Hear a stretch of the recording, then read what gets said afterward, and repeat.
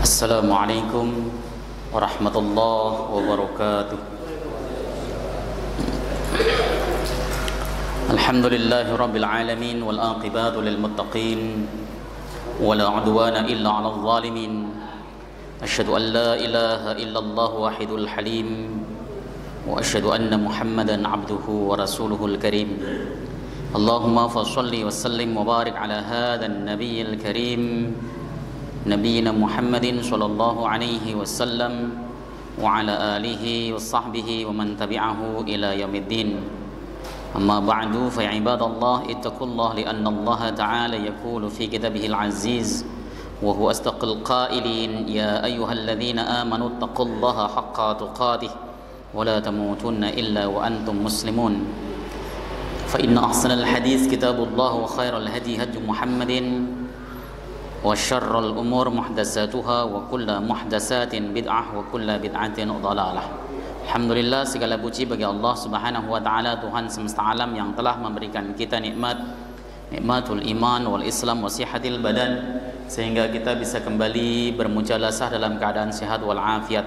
Salawat salam mudah-mudahan terus tercurah ke pangkuan Rasulullah Muhammad sallallahu alaihi wasallam beserta seluruh keluarga beliau, sahabat, kerabat dan pengikutnya serta kita semuanya umat beliau, umat dakwah ijabah yang senantiasa istiqamah konsisten dalam menjalankan dan mengerjakan sunnah-sunnahnya hingga akhir masa nanti.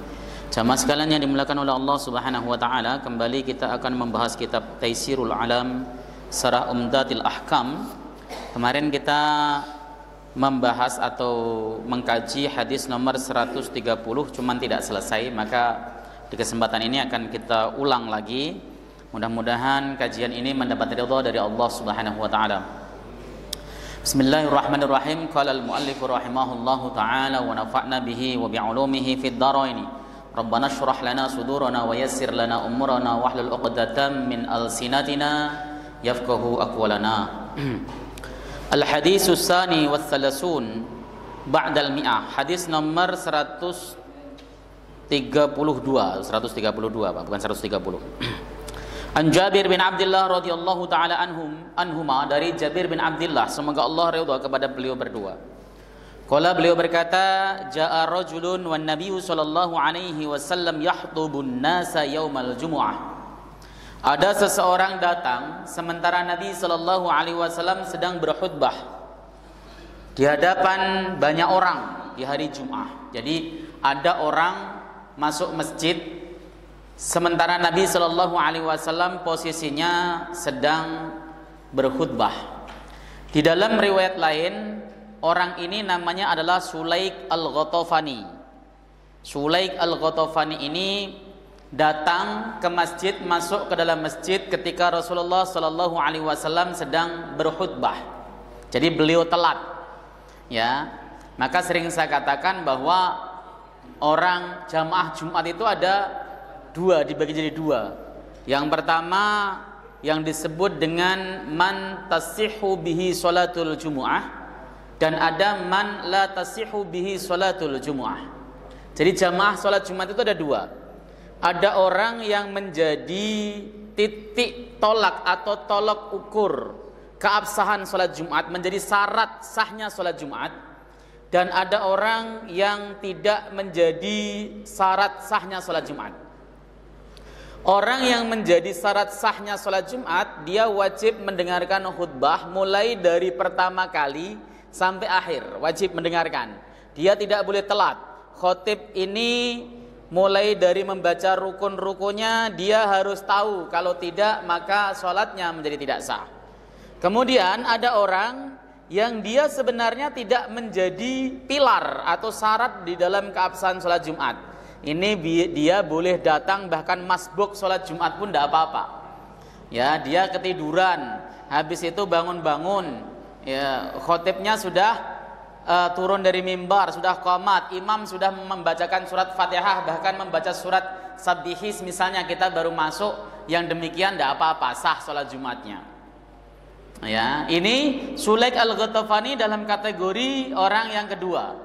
Artinya dia telat melaksanakan sholat Jumat. Rasulullah Muhammad sallallahu alaihi wasallam sedang berkhutbah. Faqala, maka ketika melihat Sulaik masuk, langsung duduk. Di dalam riwayat lain itu Sulaik langsung duduk. Duduknya tidak lama, baru duduk. Lalu kemudian Nabi bersabda, "Sholaita ya fulan, apakah kamu sudah sholat wahai fulan?"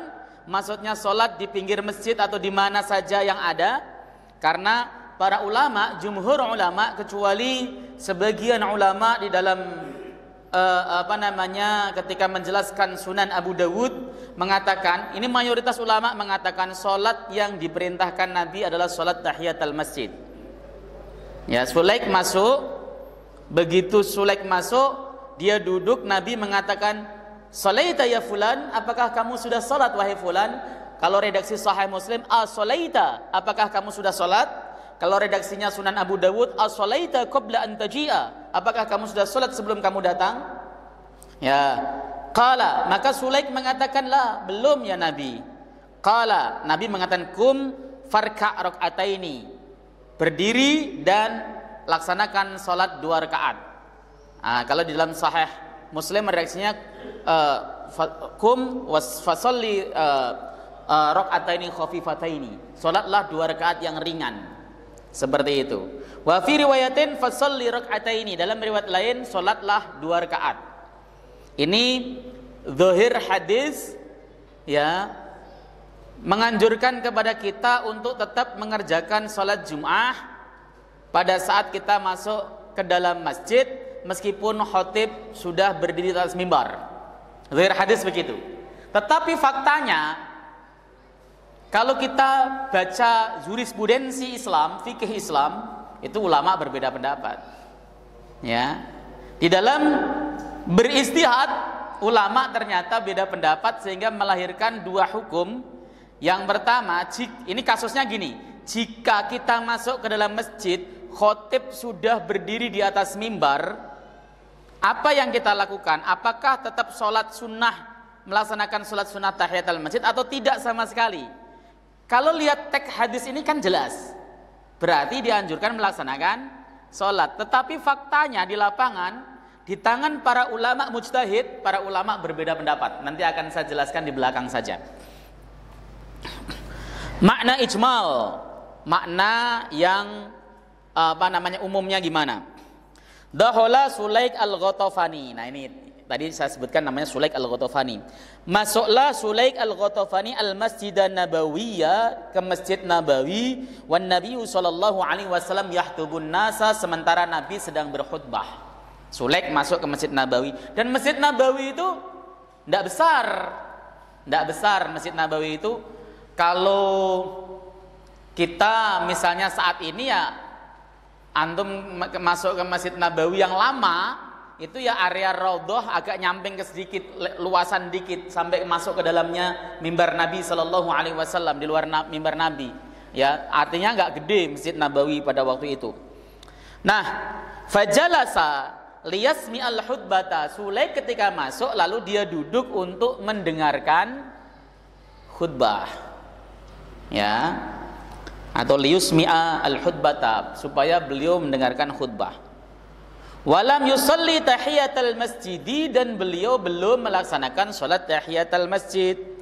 Nah, dari redaksi ini saja nanti para ulama bisa mengambil kesimpulan fikih bahwa duduk sebentar di masjid itu tidak membatalkan kesunahan sholat tahiyatul masjid. Jadi bapak datang ke masjid, ucul datang, haus pengen minum. Adab minum itu kan sambil duduk, lalu bapak minum sambil duduk. Setelah kenyang, boleh nggak melaksanakan sholat tahiyatul masjid? Boleh, sebab Sulaik kasusnya seperti itu. Sulaik al-Ghatafani masuk, lalu duduk tujuannya untuk mendengarkan khutbah, dan beliau belum sempat melaksanakan sholat tahiyatul masjid. Fama mana'ahu tadhkiruhu wastighaluhu bil khutbati an ta'limihi. Hal ini maksudnya tadkirah Nabi sedang memberikan tadkirah. Tadkirah itu ya peringatan pada saat khutbah, itu namanya tadkirah.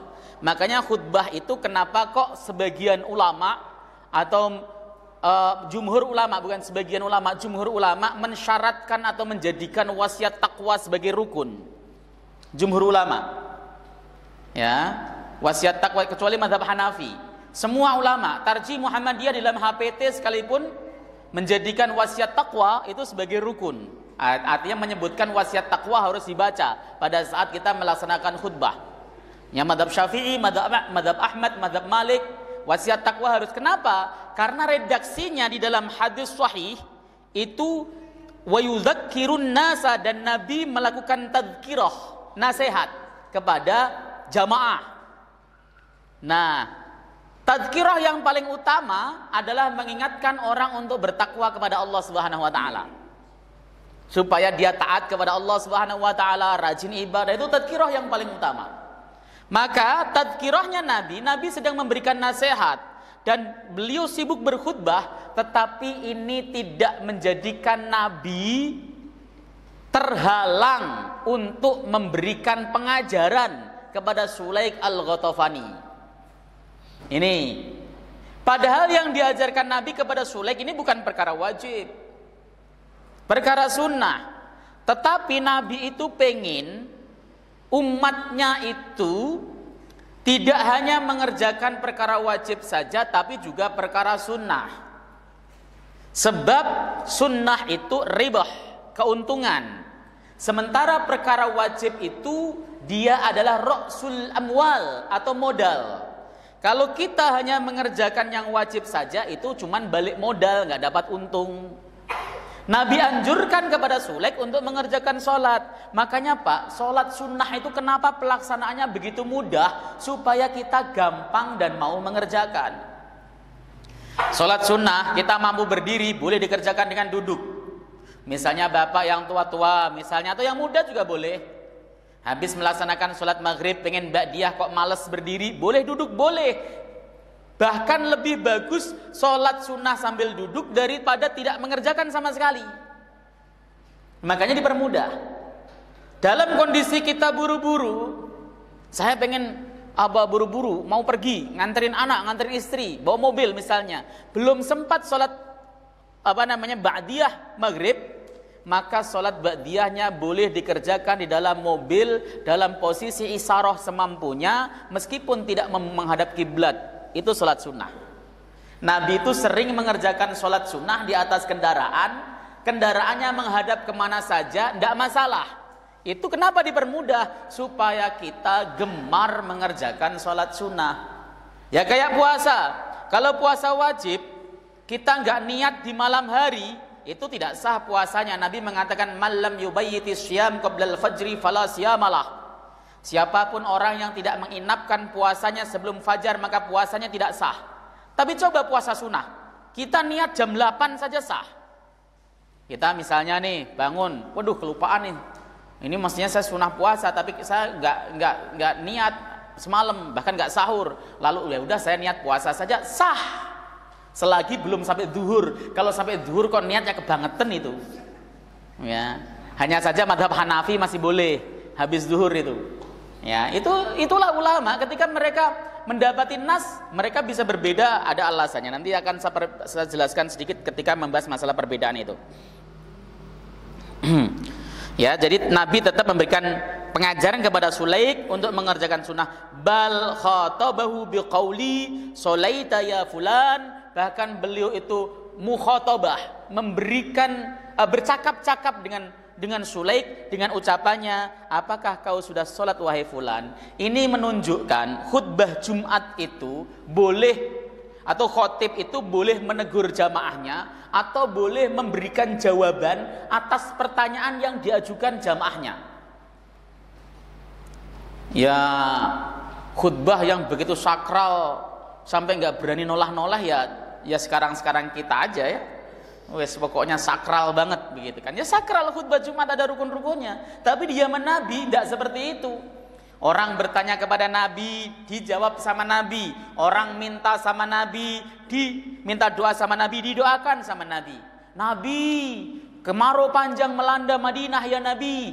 Tumbuh-tumbuhan pada mati, ternak kami pada mati, kering semuanya ya Nabi, doakan kepada Allah. Langsung Nabi berdoa. Padahal khutbah Jumat. Seminggu kemudian Nabi, ya kota kami atau kampung kami banjir, terhanyut, hujan gak berhenti-berhenti, Banyak pohon-pohon kami mati, rumah pada rubuh. Doakan supaya berhenti hujannya Nabi. Didoakan sama Nabi, berhenti hujan. Boleh. Sayyidina Ali radhiyallahu taala anhu ketika beliau sedang khutbah Jumat, tiba-tiba diinterupsi jamaah. Nanya masalah waris. Lagi khutbah ditanya waris. Kalau saya yang khutbah ditanya waris, puyeng pasti kepalanya. Ya.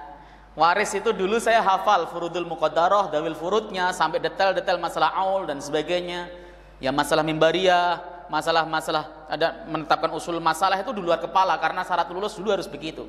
Cuman persoalannya karena nggak pernah ada yang nanya, jadi lupa. Orang nggak pernah ada yang nanya waris, jadi lupa. Nanyanya itu kalau kemudian sudah bersengketa itu. Makanya sekarang kalau tiba-tiba khutbah Jumat ditanya masalah waris ya pasti nanti dulu Pak jawabannya, saya buka kitab dulu begitu kan. Sayyidina Ali jawab spontan waktu itu. Ya. Nabi ada Sulaik datang masuk belum sholat duduk, as-sholaita, ditegur langsung. Mestinya kan begitu. Mestinya ketika kita lagi khutbah, jamaah kok berisik, bro, jangan berisik. Boleh, ya, boleh. Ya, yang nggak boleh itu adalah jamaah ngingetin jamaah. Ya, idza qulta li sahibika yaumal jumu'ati ansit wal imamu yahtubu faqad laghaut. Tatkala kamu berkata kepada temanmu, ya sementara imam sedang berkhutbah, kamu berbicara ansit, diam, maka rusaklah jumahmu. Itu kalau kita, makanya yang jamaah fokus untuk bertanya, untuk mendengarkan khutbah Jumat. Sementara khotibnya boleh negur untuk mengkondisikan jamaahnya. Saya pernah Pak kayak gitu Pak, cuman ya nggak berani negur langsung. Hanya saya sindir saja. Saya lagi khutbah, jamaah itu saya lagi khutbah di sini misalnya. Ya di pas Pak Karnen begitu, berdua ngobrol, kenceng lagi ngobrolnya. Ya saya terganggu sekali. Langsung materi saya arahkan ke sana. Bahwa zaman sekarang banyak orang beribadah tanpa ilmu. Contoh, banyak orang politisi berpolitik tanpa ilmu, akhirnya politiknya nabrak. Ya, orang membayar zakat tanpa ilmu, orang sholat Jumat juga tanpa ilmu. Terbukti ketika khotib Jumat sedang berkhutbah, dia berbicara sendiri, langsung diem, langsung dia, aduh, batin saya rasain loh, gitu kan. Iya. Sebenarnya negur langsung boleh, begitu. Karena apa ya? Ganggu yang khutbah, ganggu yang mendengarkan. Mungkin sampingnya mau ngasih tahu takut rusak juga. Kata Nabi kan ngomong diem rusak, maka kemudian udah konsentrasi sendiri seperti itu. Ya, Nabi mukhatabah atau berbicara kepada Sulaik, "Sholaita ya fulan, apakah kamu sudah salat wahai fulan? Fi tarafil masjidi qabla an arak." Itu makna tafsirannya. Di samping-samping masjid, di pinggir-pinggir masjid. Sebelum aku melihat kamu, maksudnya. Qala, Sulaik menjawab, "La, belum ya Rasul." Faqala kum farka' raka'ataini. Kalau begitu berdiri, laksanakan salat 2 rakaat. Jangan lebih. Salatnya hanya 2 rakaat. Itu jangan lebih. Ini yang harus kemudian kita garis bawahi. Qala dzalika bi mashhadin 'azim li yu'allim ar-rajul fi waqtil hajah. Ini adalah dalil yang luar biasa, yaitu Nabi mengajarkan ilmu kepada seseorang ya fi waqtil hajat, pada saat butuh. Jadi seorang alim itu mengajarkan orang itu bagusnya adalah fi waqtil hajah, pada saat butuh. Misalnya contoh, orang alim mengajarkan cara motong yang benar pada saat dia mau motong, itu waktul hajah. Jangan ditunda, bahaya kalau ditunda. Kenapa? Kalau ditunda, ngajarnya misalnya, wah kita akan belajar motong nanti tanggal 13 Zulhijjah, ya telat, bukan waktul hajah. Ya.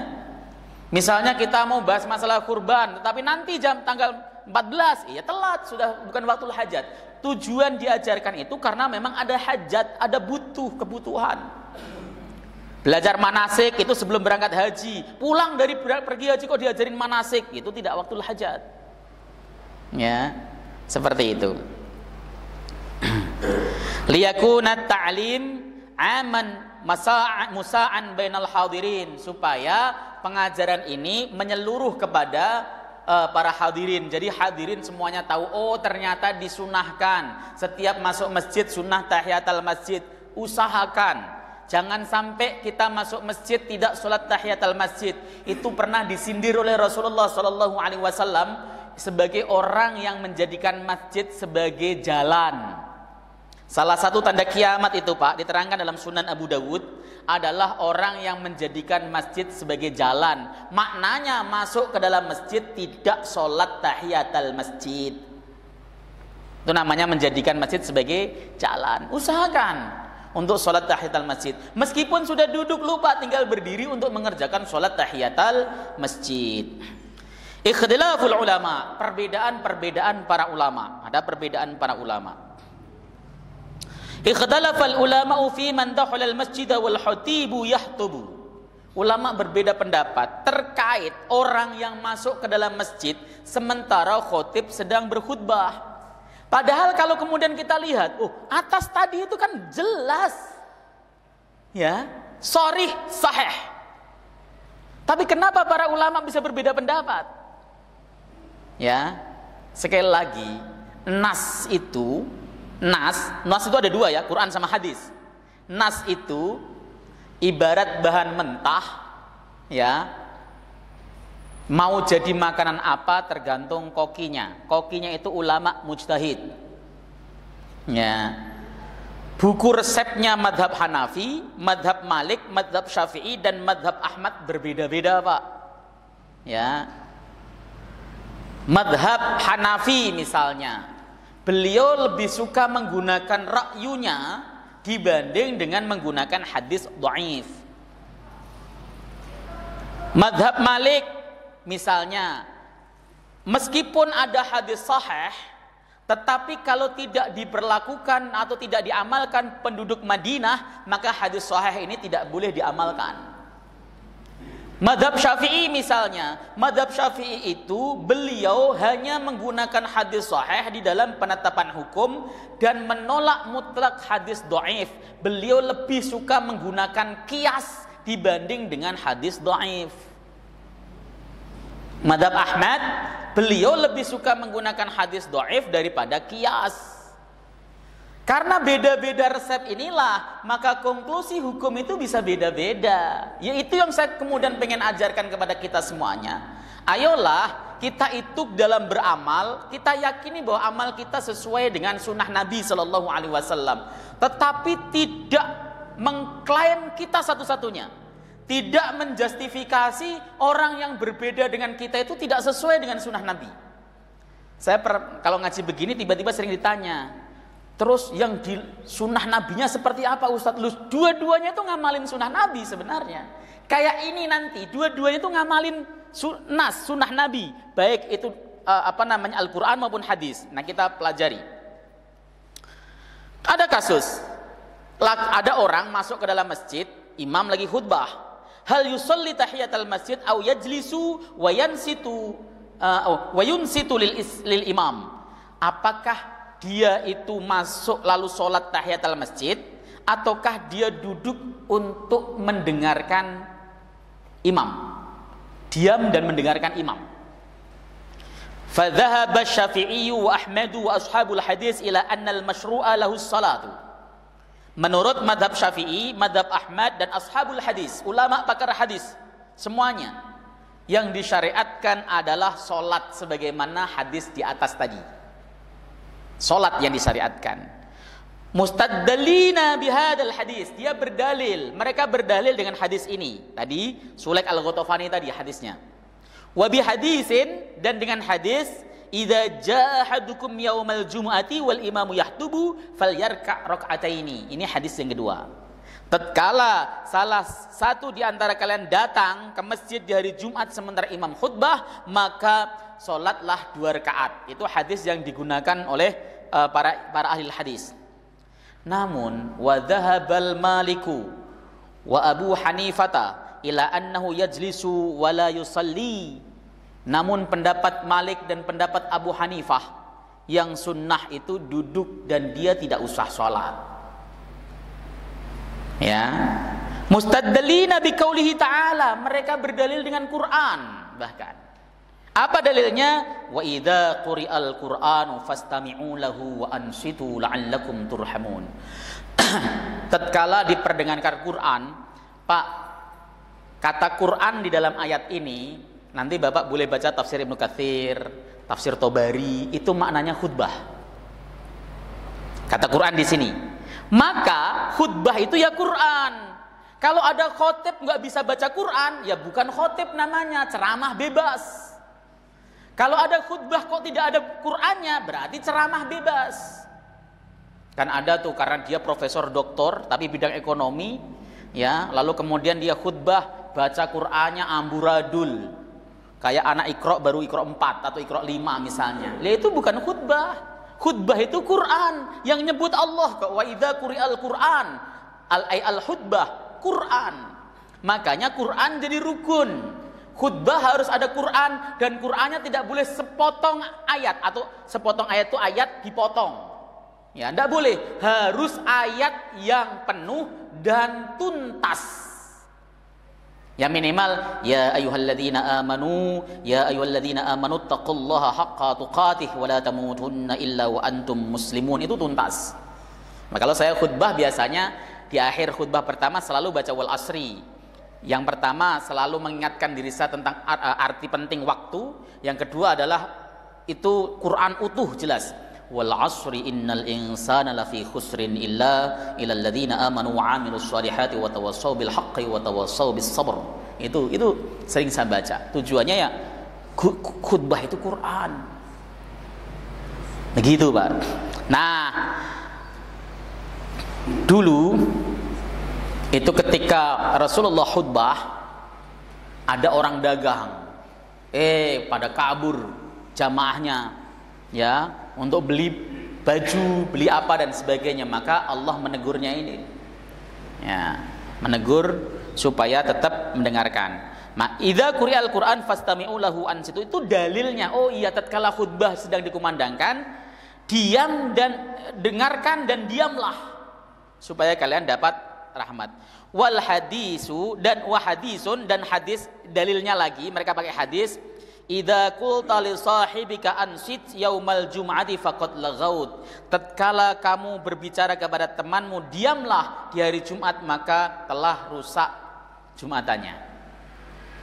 Coba bayangkan, dalil sahih tadi oleh madhab Hanafi dan madhab Malik dipertentangkan dengan Quran. Lu Qurannya bisa begitu kok. Sementara kita faham dan ngerti bahwa Quran itu jika bertentangan dengan hadis, maka yang didahulukan Quran, hadisnya kalah. Meskipun sanadnya sahih jadi dhaif, Pak. Itu kaidah ilmu hadis. Ada hadis nih, ini seandainya, kaidahnya seandainya ada hadis sahih bertentangan dengan Al-Quran, itu Quran yang lebih kuat dan hadisnya menjadi tidak boleh dipakai, mulgha. Itu yang dipakai. Tetapi bagaimana pendapat mereka, orang yang mengatakan sunnah wa ajabal mustahabbun lis salati anil ayat bi ajwibatin. Ulama yang mengatakan sunnah salat itu, mereka menjawabi dengan banyak jawaban. Yang pertama, anna hadainil haditsaini mukhassisani laha. Hadis ini mukhassis. Mukhassis itu ayatnya itu umum, kemudian hadisnya khusus. Ayat yang umum, ya ketika ada hadis khusus, ya ayatnya umum tetap berlaku, hadisnya khusus berlaku sendiri. Contoh nih, umumnya ketika khutbah sedang dikumandangkan, ya, dengarkan dan diamlah supaya kalian dapat rahmat, itu umum. Kecuali takhsisnya, kalau kalian masuk ke dalam masjid posisinya belum sholat tahiyatul masjid, maka sholatlah. Sebab ada hadis takhsisnya, pengecualian. Ya, itu madhab Syafi'i, madhab Ahmad, dan madhab ulama yang mengatakan sunnah tahiyatul masjid. Tapi kalau madhab Malik nggak ada takhsis, mukhassis dan sebagainya, nggak ada. Argumentasi ya kalau Quran sama hadis mu'taridah bertabrakan, tanakut, bertentangan, paradoksal, maka yang dimenangkan Quran sementara hadisnya tidak dipakai. Ini yang saya sebut bahwa metodologi para ulama di dalam menetapkan, mengambil dalil dari nas itu beragam. Nah, beragam itu artinya Ya begitu. Tetapi kalau kita sendiri, saya terutama, karena saya mengikuti pendapat jumhur ya, bahwa ayatnya berlaku umum. Ini tidak diganti, berlaku umum. Tapi hadis ini jelas kok sahih dan tidak perlu dipertentangkan, karena hadis yang mu'taridah, jika terjadi nas yang bertentangan, itu bisa dilakukan dengan metode jam'u, dikompromikan. Cara mengkomprominya yaitu tadi, ada mukhassas, ada mukhassis. Ada yang umum dan ada yang sifatnya khusus. Itu ya, supaya tidak terjadi pertentangan di kalangan di antara dua dalil tersebut. Oke. Sampai Imam Nawawi sampai mengatakan begini, garang menurut saya pendapat Imam Nawawi itu, idza jaa ahadukum wal imamu yahtub falyarka' rak'ataini waliyatajawwaza fihima. Qala hadza nasun la tatarraku ilaihi ta'wilun. Ini merupakan nas yang tidak boleh dipalingkan dengan takwil. Ya. Tidak boleh ada takwil di dalamnya. Udah jelas kok, nggak perlu takwil. Wala adzunnu aliman yablughuhu hadzal lafdhu wa ya'taqiduhu sahihan fayukhalifuhu. Aku tidak tahu seorang alim pun, kata Imam Nawawi, yang hadis ini sampai kepadanya dan dia meyakini kesahihannya yang menyelisihinya. Nggak ada.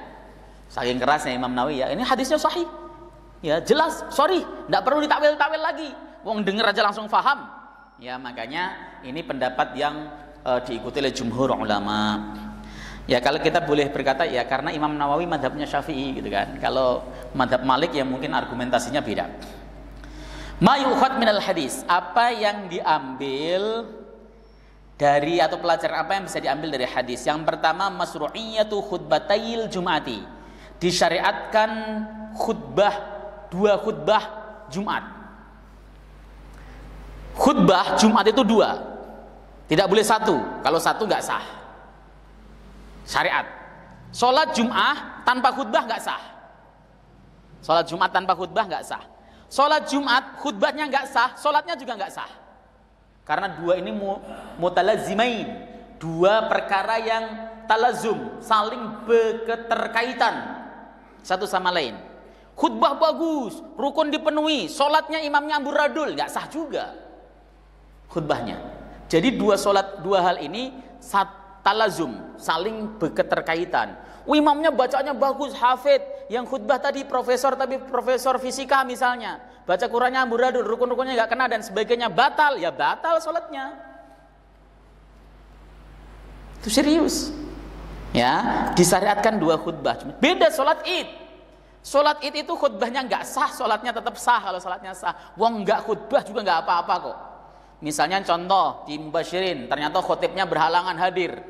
Ya, mungkin tiba-tiba kejebak macet atau apa dan sebagainya. Sementara imam Ustadz Encep lagi di luar, ada jadwal luar, nggak ada sama sekali. Ya sudah, imamin saja, selesai. Kemudian yang isi masalah setelah khutbah selesai, setelah sholat selesai, isi pengumuman masalah penyembelihan daging kurban, motivasi untuk berkurban dan sebagainya, selesai. Boleh sholat Id seperti itu, sah.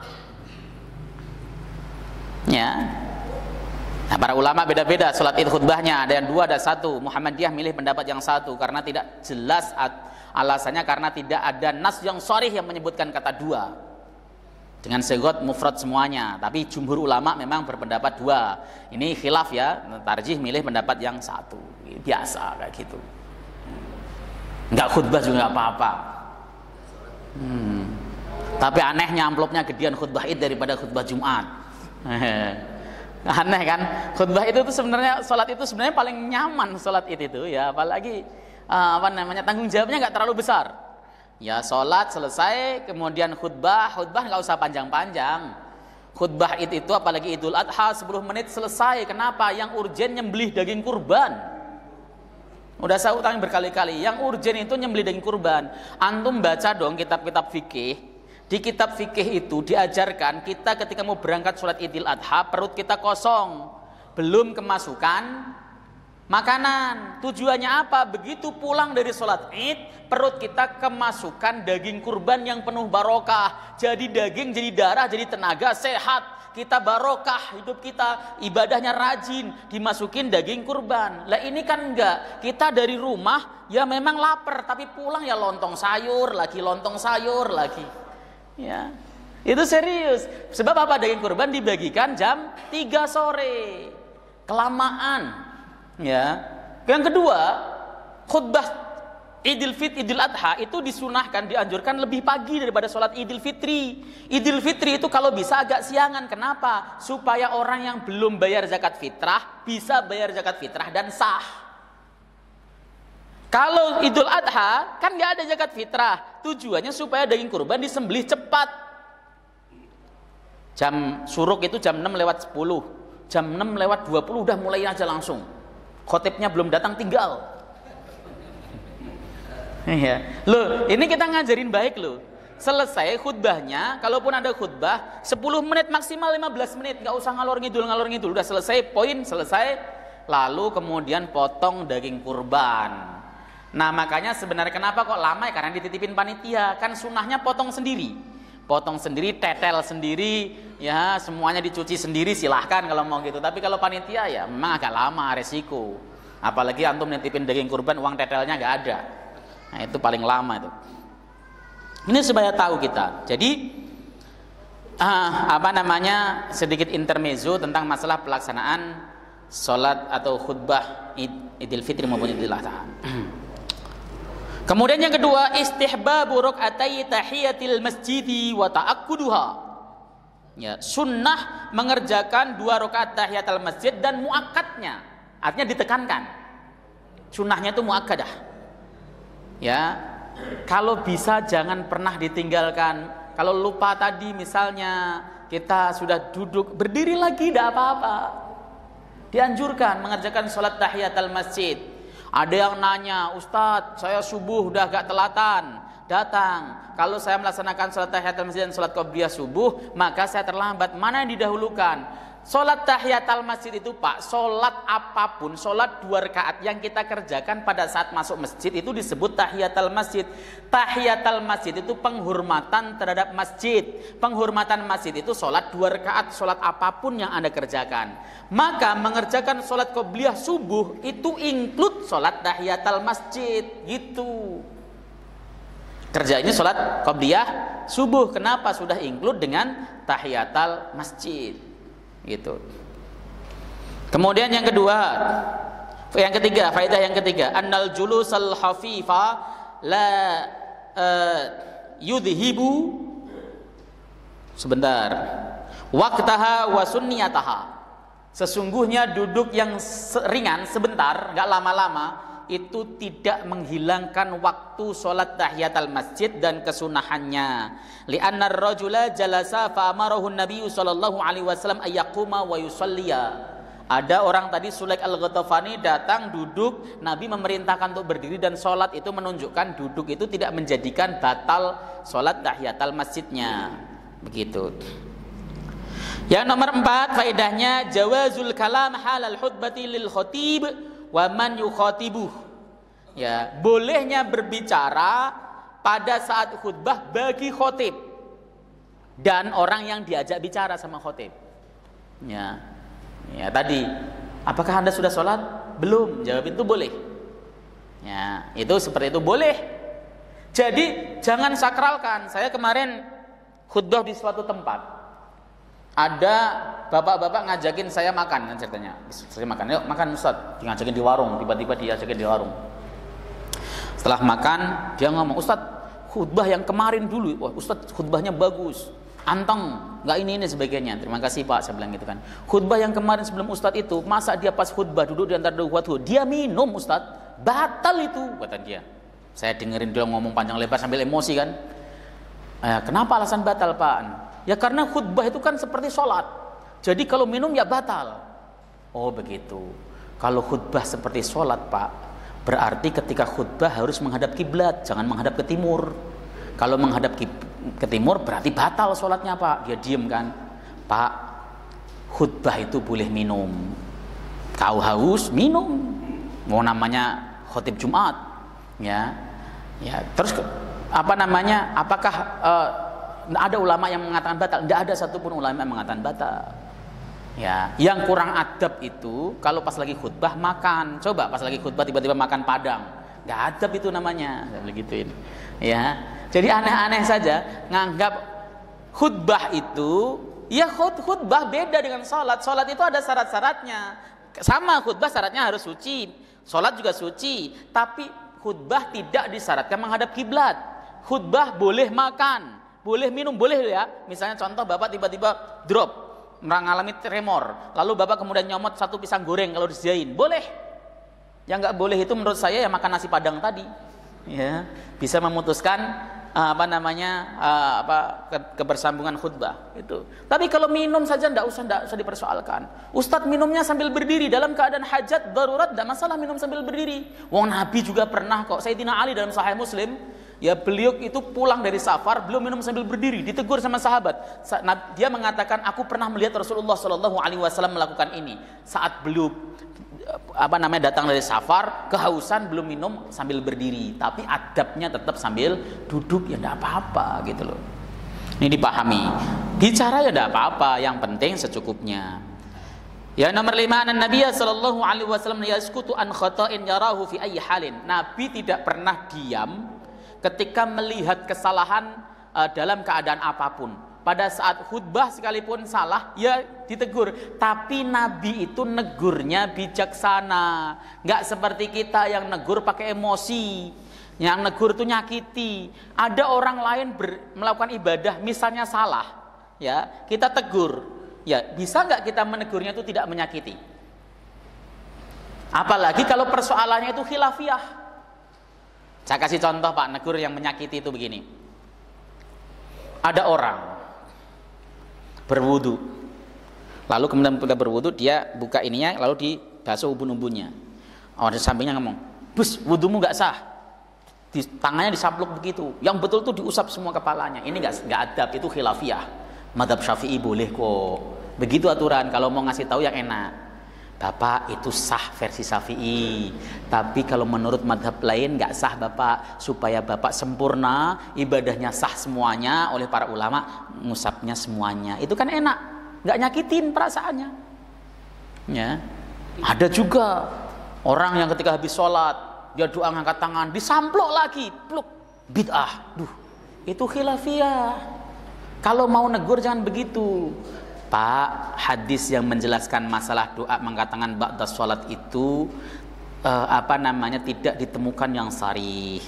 Meskipun saya tahu bahwa para ulama mengatakan boleh mengangkat tangan dalam keumuman, tapi gini sebagainya, silahkan dijelaskan yang nggak nyinggung gitu loh. Orang itu menjadi tertarik dengan dakwah kita dengan cara tidak nyinggung. Nggak kok kemudian langsung berat, waduh repot kalau begitu nanti bubar pengajian. Ya, makanya menegur orangnya Nabi itu dengan bijaksana. Kayak ini ditegur, "As-shalaita? Apakah kamu sudah sholat?" "Belum."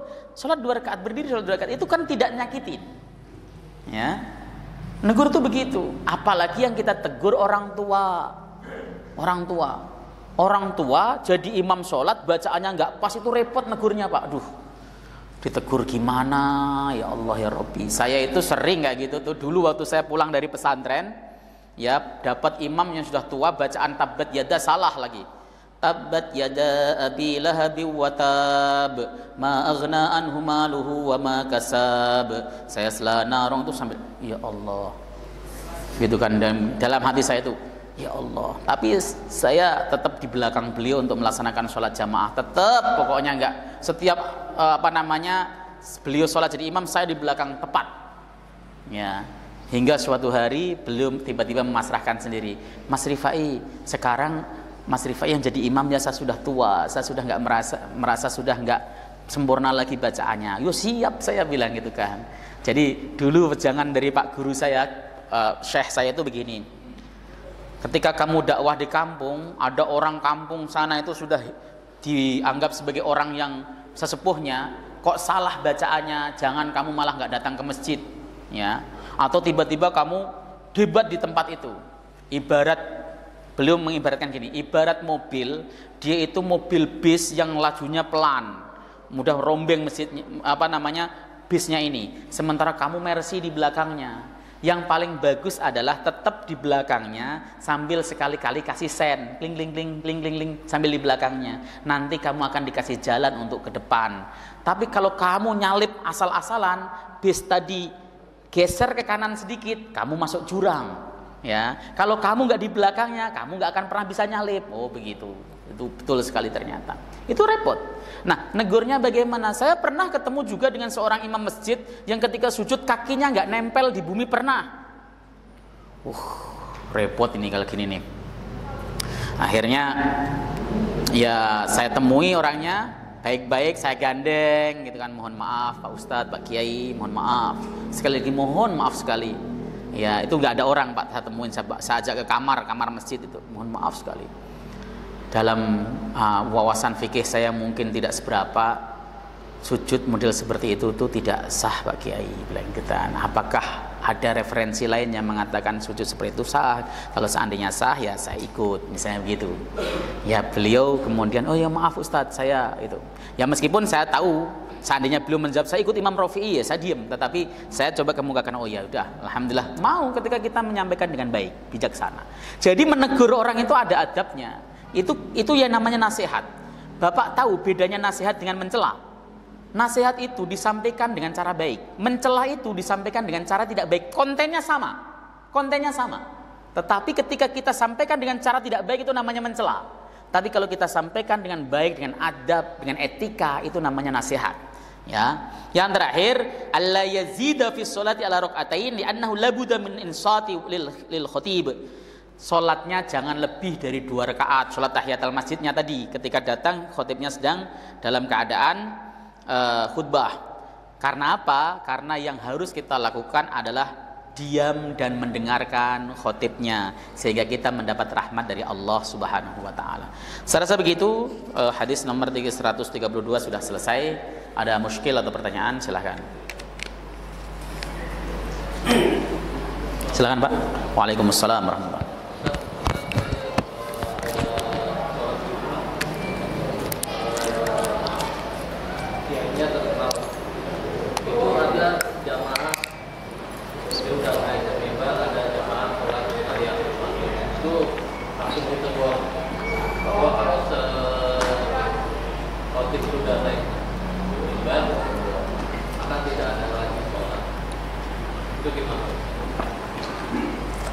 Yang negur khotibnya ya. Ya kalau versi saya ya, jangan ngadu-ngadu sama khotibnya Pak.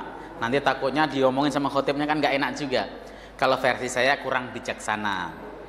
Itu khilafiyah kok ya.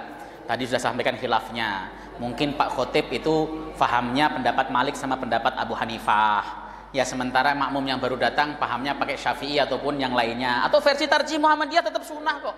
Misalnya, kalau jangan sholat, nggak usah sholat dan sebagainya. Apalagi di depan jamaah ya, depan banyak orang. Itu seperti apa ya? Seperti nyentil telinga, keras. Rasa telinganya nggak begitu sakit, tetapi hatinya yang sakit luar biasa. Ya, kalau versi saya sih kurang bijaksana menurut saya. Ya tetap sah sholatnya kok. Kan hadisnya tadi sahih. Hadis itu ada yang sahih, tetapi tidak sharih, nggak jelas. Artinya bisa dimaknai bermacam-macam. Tapi kalau hadis ini tadi sahih, sahih dan sharih, jelas maknanya. Tidak perlu ditafsirkan. Bapak mendengar redaksi hadisnya langsung faham. Oh iya, ternyata disuruh melaksanakan sholat sunnah meskipun khotib sudah berdiri begitu ya. Itu mungkin seperti itu. Karena kalau mohon maaf sekali. Di antara kita para ustadz, para khotib itu kadang jarang yang mengupgrade wawasan. Itu kesalahan karena merasa sudah di ustadz lalu tidak mengupgrade wawasan. Saya pernah ketemu dengan seorang ustadz terkenal juga. Dia mengatakan di atas mimbar kencang sekali ngomongnya bahwa sholat qobliyah Jumat tidak ada, begitu kan. Wah kencang ya, saya dengar begitu ya diam. Tapi ketika ketemu face to face saya omongin, Pak Kiai, di dalam Sahih Muslim Rasulullah pernah mengatakan sallu qoblal maghrib liman syaa, bagi orang yang mau. itu sholat qobliyah maghrib itu ada, tapi ghairu muakkadah. Kalau ada yang mengerjakan dan itu tidak mepet waktu, ya biarkan saja. Kemudian Bilal bin Rabah dalam Sahih Muslim pernah datang ke masjid, melihat seorang itu pada sholat menghadap tiang, menghadap tembok, dikira sudah selesai, ternyata belum. Ya, Pak Kiai boleh menakwil itu sebagai sholat tahiyatul masjid, tetapi ya itu banyak dijadikan dasar oleh para ulama sebagai sholat qobliyah qobliyah maghrib, tidak masalah qobliyah maghrib seperti itu ya. Jadi apa ya namanya, kita kadang maaf ya, kita karena jadwal sudah sibuk jarang upgrade-nya para kiai itu mestinya adalah dengan rajin membaca kitab mutolaah serta rajin diskusi dengan para kiai, rajin diskusi dengan para ustadz, kita gesekan, kita brainstorming, adu dalil dan sebagainya, itu akan tambah alim seseorang itu. Saya rasa begitu ya. Mohon maaf jangan diaduin ke ke ustadz yang bersangkutan, karena saya pernah ngaji begitu Pak, saya omongan begitu diadukan sama ustadz yang bersangkutan. Nah ustadznya teman saya juga, kan nggak enak gitu maksudnya ya. Oke, saya tutup dengan lafadzul majlis. Subhanakallahumma hamdika asyhadu an la ilaha illa anta astaghfiruka wa atubu ilaik. Assalamualaikum warahmatullahi wabarakatuh.